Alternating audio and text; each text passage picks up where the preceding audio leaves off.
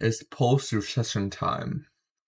Everywhere is scrambling to recover, store being pop up, store closing down, and you're just there thriving. Why? Because you know how to optimize your business as well as yourself to counter against the recession. So there are plenty of recession that are coming up. So right now we're in a recession right now. And most of the time people are just ignorant and they don't prepare for recession. And that's why during time like this, it's best for you to prepare for recession. And when it go back to the bull market again, you can thrive even more. Or if it's keep going down, you'll be fine. So in this video, I'm gonna share you 10 simple and actionable steps to increase your ROI after a recession. So it's from using smart budgeting to leveraging technologies. These strategies will definitely help you get better at your business and get your ROI in line so you won't be suffering and losing out on your store, your employees, and your livelihood.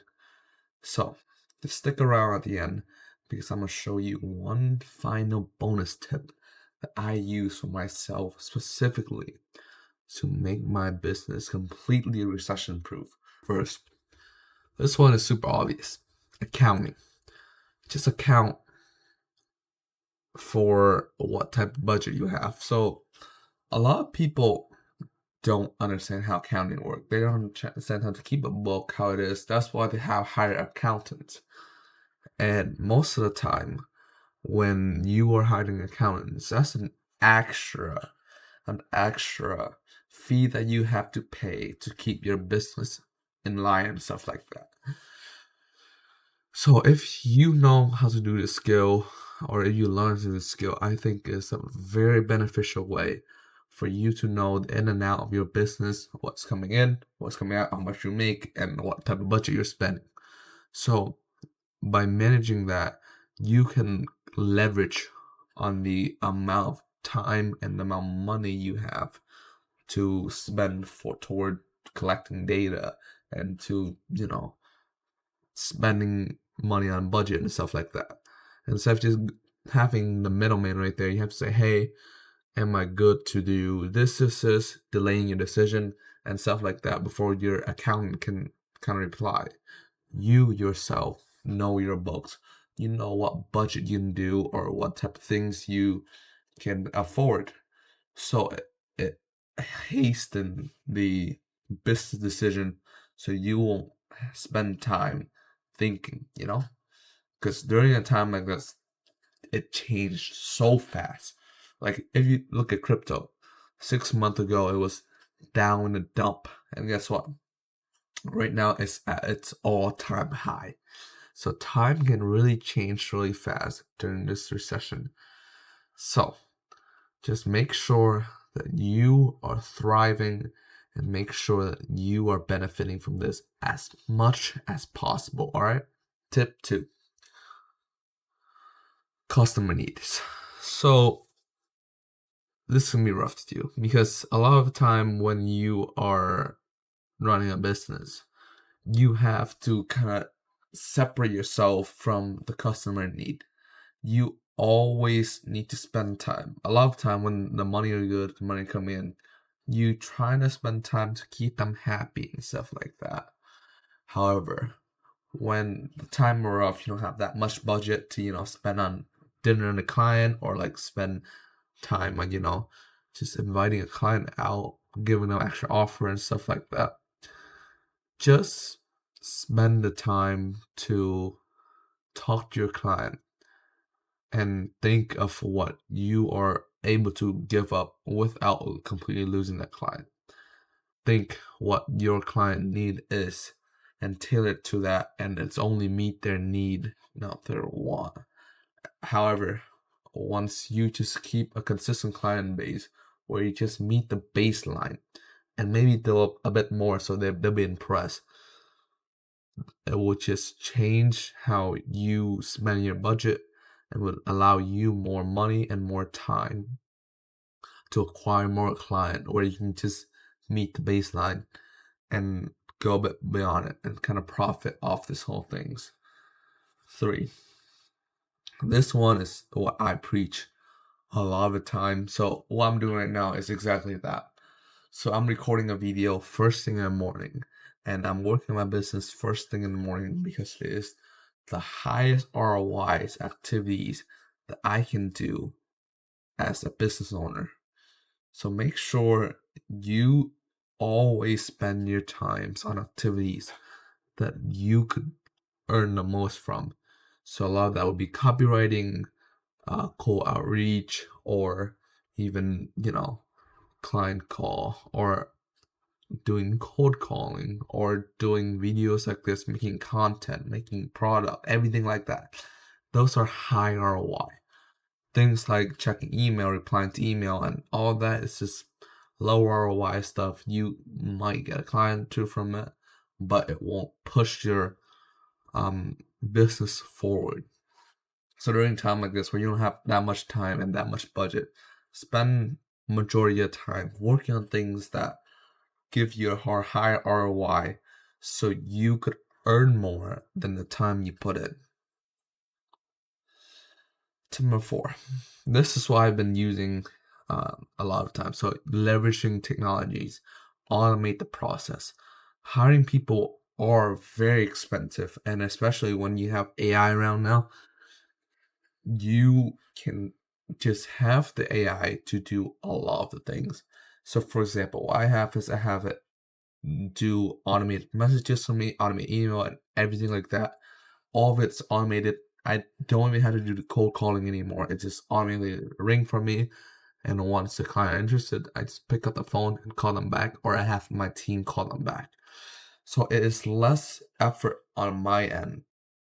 And it's basically, once you buy the tool, it basically is kind of low maintenance because you are earning more than how much tool costs, and you are just earning majority of that just automatically. That's what, in my eyes, we passive income, because you're essentially generating client without really generating much. The only thing that you need to do is just learn the right copy, learn the right everything so the bot could use it. Tip number 5. You need to streamline your operation. So if right now, like I said, if you're not leveraging your technology and everything like that, you gotta learn how to use your employees. You gotta make sure that they are doing the tasks that drive the business forward, and it's not doing the tasks that an AI can replace. So make sure you work smarter, not harder. I know a lot of people pound the time and just keep grinding at it. Because look, all of us have the same 24 hour a day. So why does someone that are your age is a billionaire and you are still making thousands of dollars? That's still good, or you are making none at all. So look, if you really, really want your business success, try to streamline that process. Make it so that you put in less effort and less money and still earning more.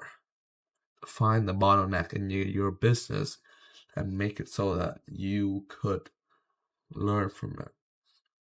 That's what I did for my business a couple of months ago. I've decided that I've spent a lot of my time just kind of dilly-dallying. I'm not really doing much. I haven't gotten calls or anything. And most of the time I just spend on like doing dumb tasks, checking email, replying to SMS, where that's basically I allocate that task for my employees, but I still am doing it. That's just me procrastinating. So right now, during this time where I'm really focused, I focus on the tasks that basically are generating most result. Like right now, I'm making content because I know that if one of these content pop up, I know it will pop up. These inbound leads that come into me will pay me more than the amount of time that I ever put in it. So that's the greatest return. That's why I'm doing this first.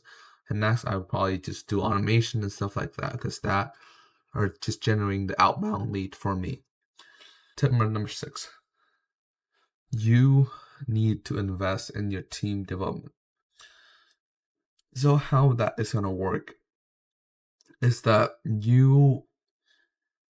either you or someone else or a coach just teach your team a sales process, teach your team skills that they can use to help you with your business.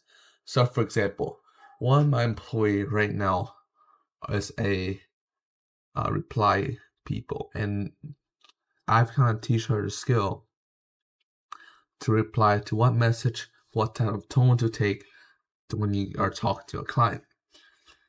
However, most of the time, before I learned this, I kind of just let her on her own, and I just kind of micro-control what she does, because if I'm being honest, I'm not really confident in her skill when we started. However, as the time go by and I teach her different things, I just completely trust her. Like when the shift come, she works and she deliver the result that I want. So that's basically all there really is to it. Just make sure that your team is learning and they can kind of one day replicate what you're doing. Because if I'm being honest with you, I don't want to be an owner forever. I want to just keep moving up the rank, even though I'm in the highest ranked company right now.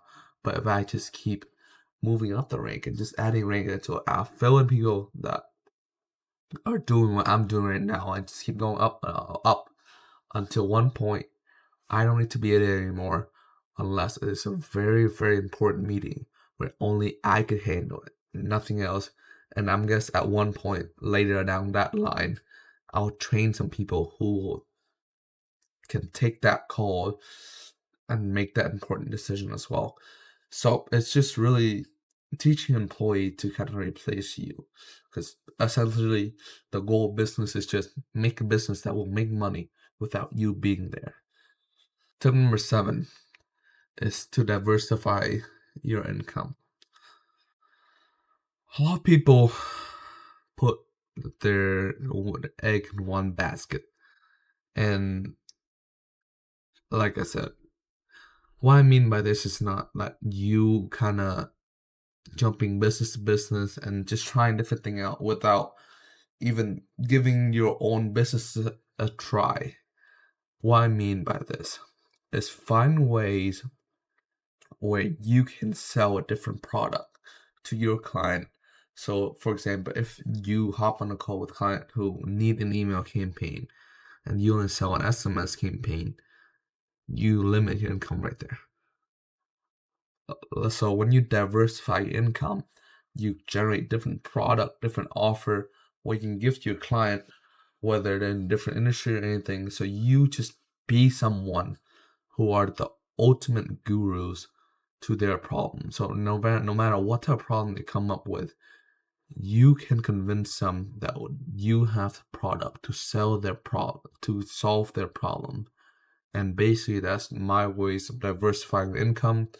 And later on down the line, I'll find different type of sources where I can basically be the titan of all industry, and I can build many businesses, buy many businesses where I could profit from it and make an offer where I stand out. Tip number 8, use data. So a lot of time I haven't used the data that I need to use. I haven't collected it. It's something I'm still showing out. I'm still showing out, if I'm being honest. However, as I keep tracking the data and learning the bottlenecking, the A/B testing, and everything like that on my business, I am able to determine what's wrong or what to change with my business. So, for example, right now I'm tracking the booking rate of what type of client that. So I'm doing different industry, different niche, different offer. and I just kind of hammer everything down before that, and that haven't been generating me result because I've just been blasting a message and I don't know what worked for them, what worked for the other. I'm just getting calls and I don't know where they're coming from, if I'm being honest with you. So with data tracking, what I was able to do was just focus down on one niche, test different offer for that niche, and once that work, stick that into it, keep that going. I can move that to a different niche and see on what type of calls where I'm getting the most result from. So if I'm getting a lot of result from the cleaning niche, then I can just hammer down on that cleaning niche and just make it a titan rating in that industry. So, like I said, you have to test a lot, do a lot of A/B testing, and you have to hop on a lot of call, record who show up, where they're coming from. A lot of the time right now, I'm finding that I get a lot of positive reply from personal trainer as well as business broker. Other niche, not so much. So right now, I'm just focusing on those two and just kind of adding it up and just increasing it. 9. Customer retention. So think of this. There are businesses that are completely focused on doing outreach. So they are just focused on getting a new client and just getting them to pay without kind of focusing on their back end. And imagine this. So in the first month you spend $20 to get 20 client. Next month you lose 20 client and you have to spend an extra $40 to get your 40 client. You lose 20 again, you have to spend $60 to get 60 client. However, if you think of this, if you were just working on customer retention, you get $20, you get 20 client. Next month, $20 again, 40 client. Guess what? You are spending less than a person that don't focus on customer retention, and you start seeing the stack because it is completely difficult to just double your client count every single month and just keep that consistent rather than just staying and learning how to keep your client there. Because at the end of 3 months, most businesses have 60 clients. However, the businesses that spend money on customer retention, they only spend $60 to get their client, and just keep that, and just keep everything. However, the client that don't do it, they're spending way much more, 20 plus 40 plus 60 again. Imagine how much money that is. So, like I said, just keep learning ways for you to retain your client so you don't have to spend as much money getting more from it, because lead generation is hell expensive. Okay, and tip number 10, learn the growth mindset. A lot of people think that mindset are dumb and stuff like that. However, in my own experience, when I started all of this, I found out that when you are able to accept defeat and grow from it, that's when your business become something else. Because no matter how much time you fail, you just know that as eventually you'll get there. Just adopt that growth mindset so you could just keep growing and just keep adapting from failure and just keep pushing forward. So the last final bonus tip that I'm going to give you to basically leverage all my ROIs is learn to adapt. A lot of people have probably seen this meme where it goes, I understand it now. Oh, I understand it now. And you kind of have to be that guy. You kind of have to be him. And in business, you kind of just have to say, hey, I've achieved this. I understand it now. I adapt and I know how to do it. because with the changing market, with more technology just keep developing than ever, you are someone who need to be able to learn the new things and kind of dominate the market because you understand that new things.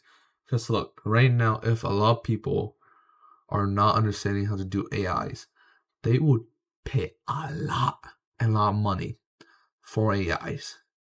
And in the long run, that business is not gonna last because they are adapting to a new culture, new trend, new meme, everything like that.